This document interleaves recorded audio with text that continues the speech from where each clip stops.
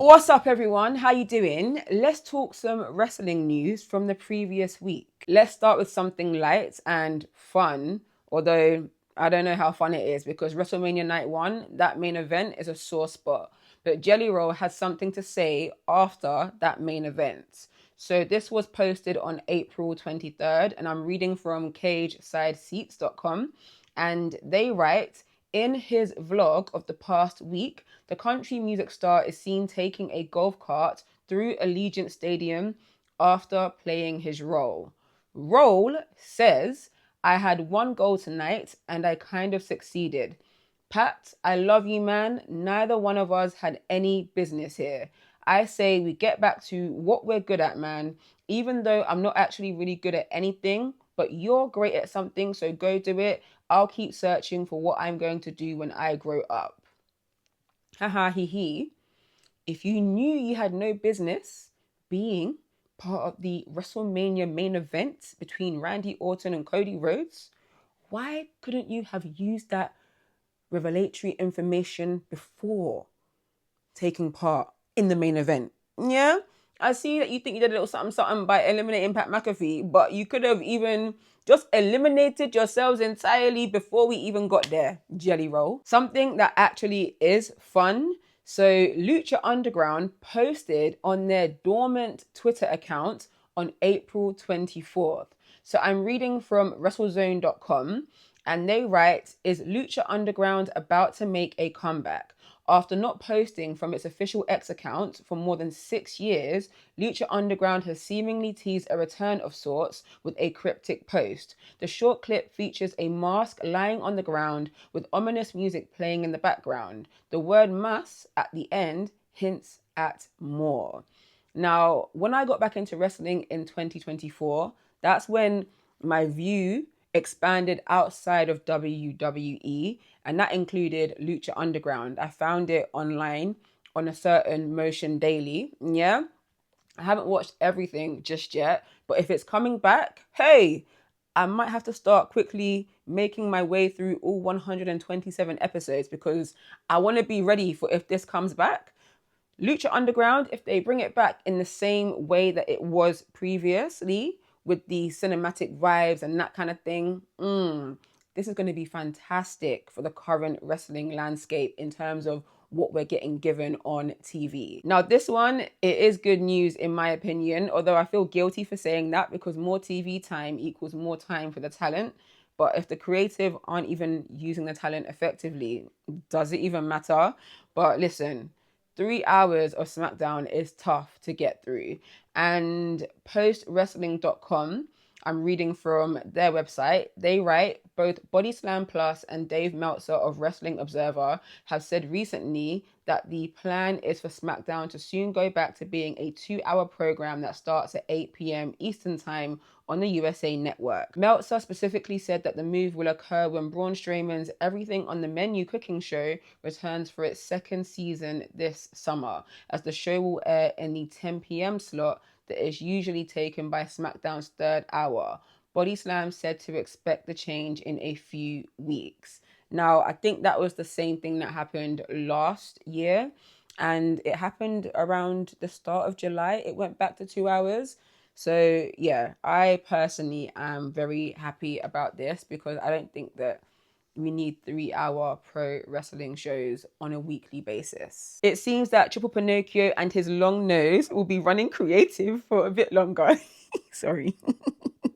But on April 27th, Post Wrestling reported WWE President Nick Khan told staff on Monday in a town hall that WWE Chief Content Officer Paul Levesque will continue in his role as head of creative, according to sources who viewed the town hall and informed Post Wrestling. We also obtained audio of the call.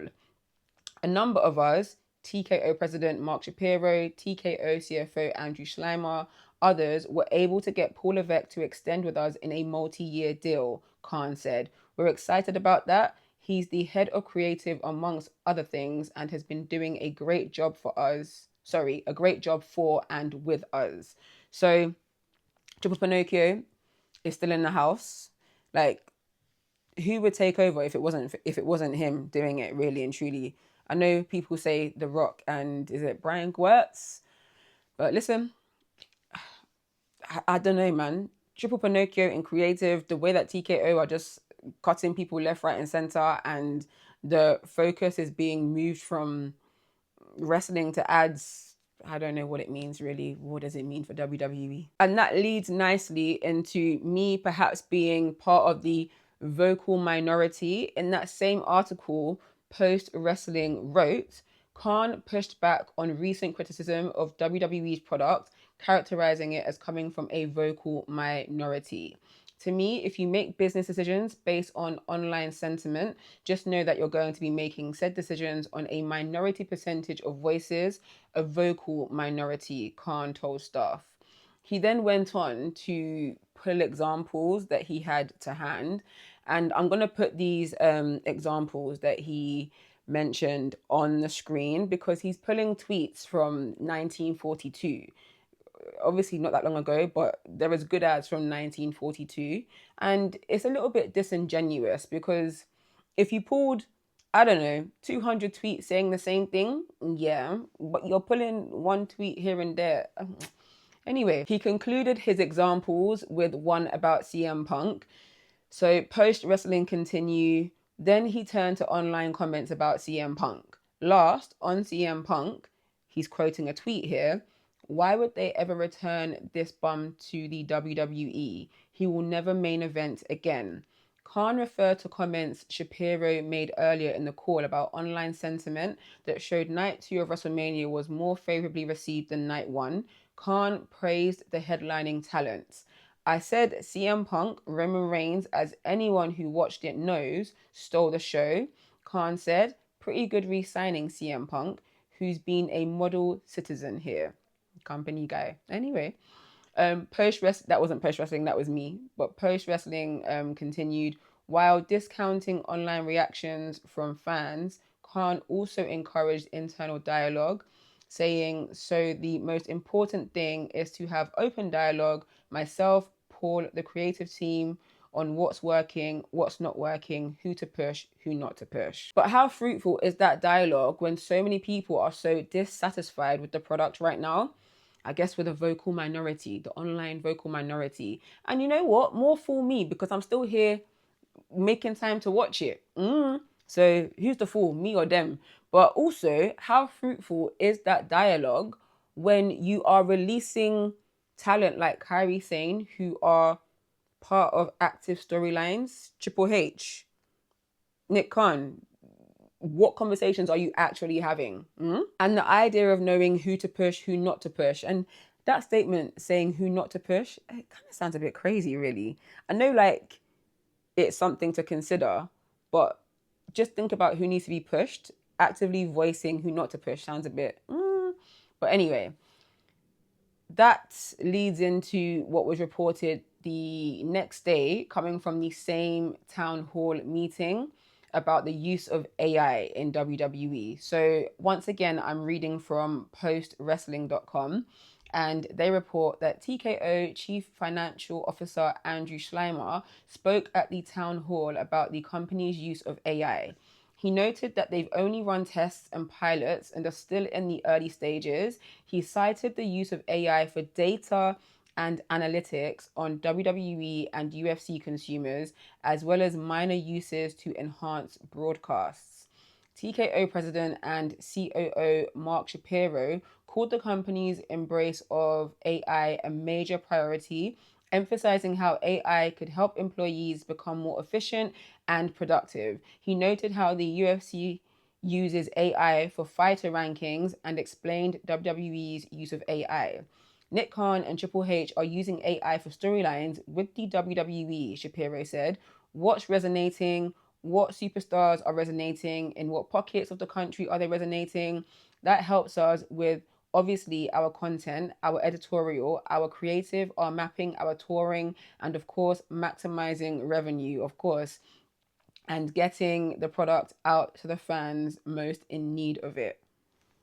Which is an interesting way to phrase things once again. But what I will say is a lot of people are running with this being evidence that ChatGPT is writing the storylines, and it isn't saying that. In a way, we all kind of use AI, even if it isn't explicitly referred to as AI, computers, Excel spreadsheets and whatnot. Like, in a way, AI, for lack of a better term, kind of infiltrates our everyday life. But there are more egregious ways to use AI, like that vignette on NXT last week. Who was that? That was not Sol Ruka. Anyway, I'll give them some credit, or credit, I take that back. I'll give them the benefit of the doubt here, in the sense that they're saying that they're using AI for analytics and data, not the actual writing of storylines. And what did he say here? Minor uses to enhance broadcasts.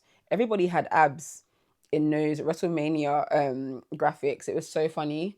But yeah, that is what has been reported about AI usage in WWE. So not quite writing storylines, and hopefully it won't get to that point, but it is being used for analytics and data and knowing who's most in need of the product. Just put the product out and people that want to consume it will consume it. No? Do you know what I mean? Like, most in need of the product.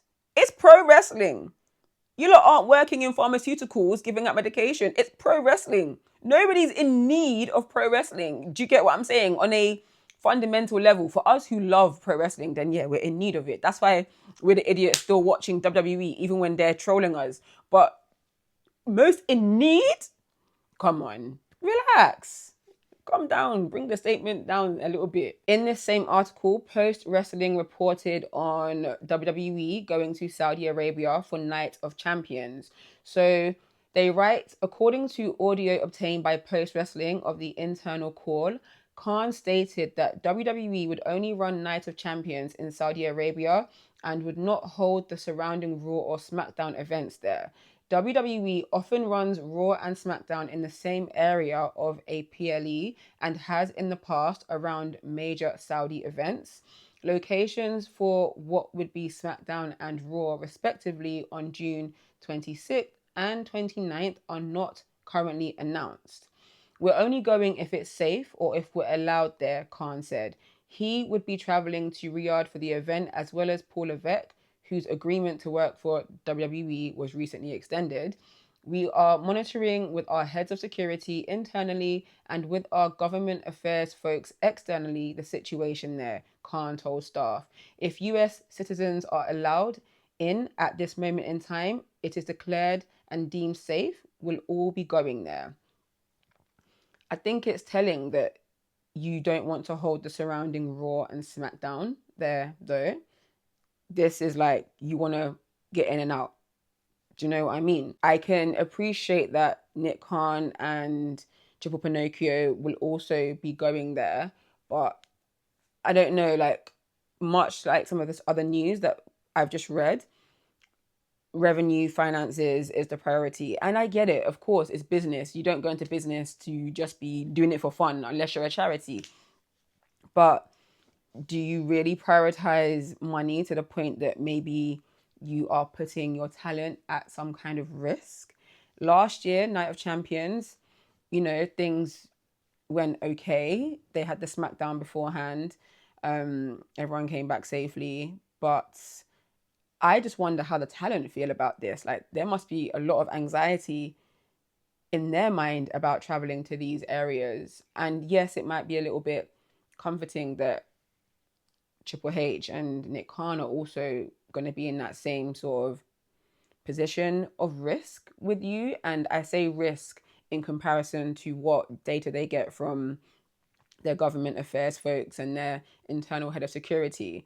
But still, I'm just like, imagine the families of talent who are probably thinking, oh my gosh, like, you're going to this place. Like, they might go to sleep that night and think, am I going to see my partner again? And I know that's very dramatic to say, but it's quite unnerving, One more thing I wanted to address that was reported in this article by Post Wrestling is Khan seemed to acknowledge the challenge of running WrestleMania in the same location 2 years in a row, which some suggested contributed to lower attendance for the events this year. That was ultimately my decision, Khan said. Maybe we don't do that one again in terms of back to back, but ultimately it ended up being a successful event. Khan also teased the staff about the location announcement for WrestleMania in 2028. Wait until you hear the announcement on where we're going to be for WrestleMania in 2028, he said, without offering any hints about the location. First of all, I guess let's give him some kind of kudos for acknowledging the error of his ways and having WrestleMania in Las Vegas 2 years in a row, but not too much praise. You know what I mean? Overall, mm-mm. But this WrestleMania location in 2028, there was a lot of speculation that maybe they were referring to London. However, later on, Post Wrestling would report that the Nashville Convention and Visitors Corporation confirmed to Post Wrestling on Thursday that the organization, which serves the city's tourism agency, is making an effort to bring WrestleMania to Nashville. When asked by Post Wrestling about the possibility of WrestleMania coming to Nashville in 2028, a communications representative for the agency wrote back to us, "We are working on a future date with them." This follows reports from both Brian Alvarez of F4W Online and WrestleVotes Radio on Fightful Select have recently stated that WWE is in active negotiations regarding a future WrestleMania possibly taking place in Nashville, Tennessee.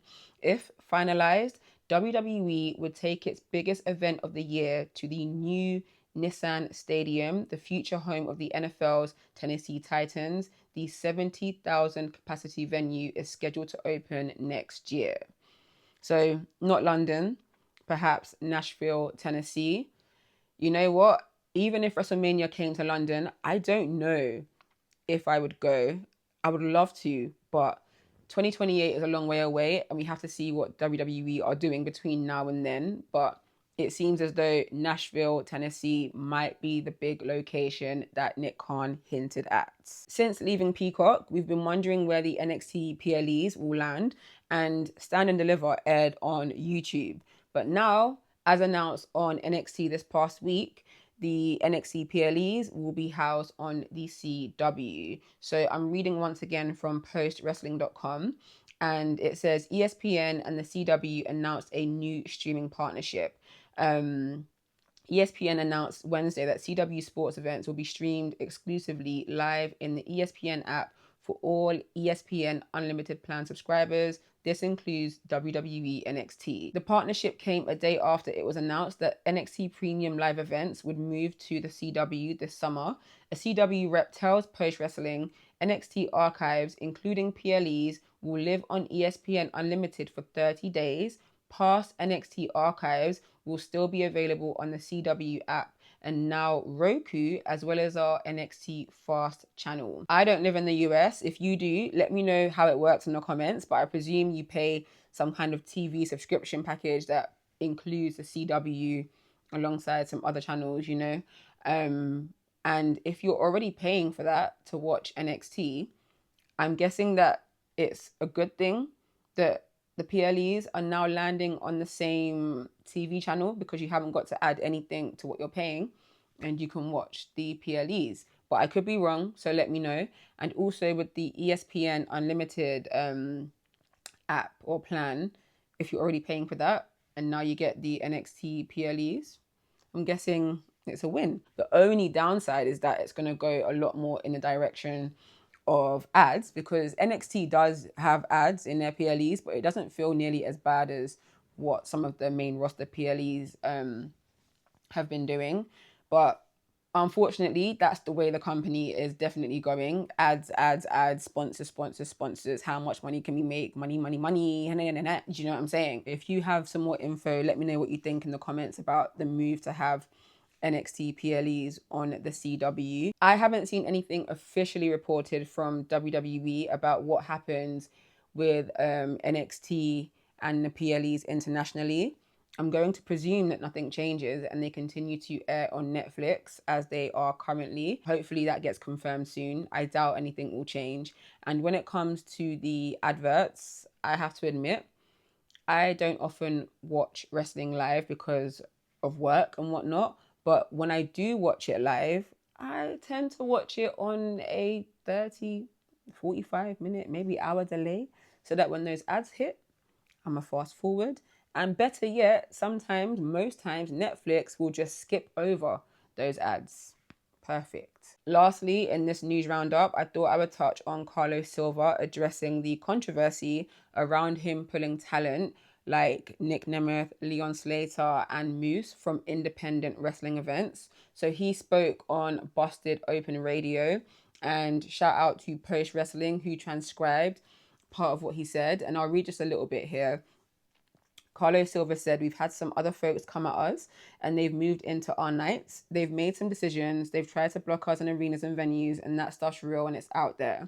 And it's okay because everyone's got to make the decisions for their business, but we're also not just going to lie down and not make decisions that are good for our business. And unfortunately, sometimes those decisions are tough and we're very thoughtful about them, and we try to do the best to make good when we have to make those decisions. And in the case of Nick and Leon and a few of the matches that had to get shut down, we tried to make good and make calls and take care of the business as best as we could. Now, I don't have too much to say about this because I'm not that invested in TNA. However, when it comes to the talent who are getting paid from these bookings, and when it comes to the fans who are excited about these matches like Nick Nemeth and MJF, and they've bought tickets for these shows based on seeing those matches, and then the talent gets pulled last minute, that stinks. Like, that's a howler. And quite frankly, from the outside looking in, it looks like you're taking care of TNA by ensuring that you bow down to your masters, WWE.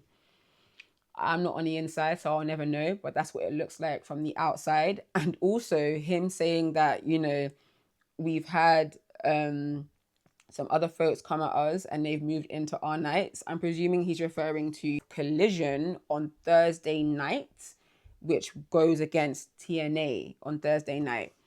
But if you're referring to that now as an issue, that's been happening. There's been plenty of times that Collision's been on a Thursday due to other moving arounds and things happening on Saturday. So that felt slightly disingenuous, but Carlos Silva, yeah, I mean, like he said, he's got to do what's best for his business. And if that means listening to everything that WWE says and pulling your talent from making money at independent shows and ripping matches from the hearts of fans when they're all excited, I'm being dramatic now, but I mean what I'm saying. If that's what it means for him to keep TNA thriving and looking after the business, then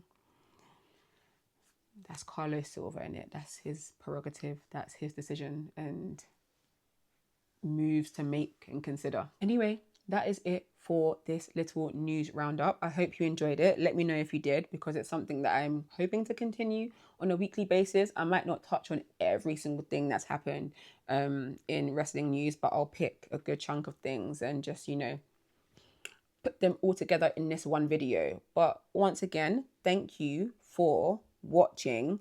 I have to get used to saying this and being comfortable saying this. Please like, comment, share, and subscribe. Tell a friend, all that good stuff. And I will see you on the next one.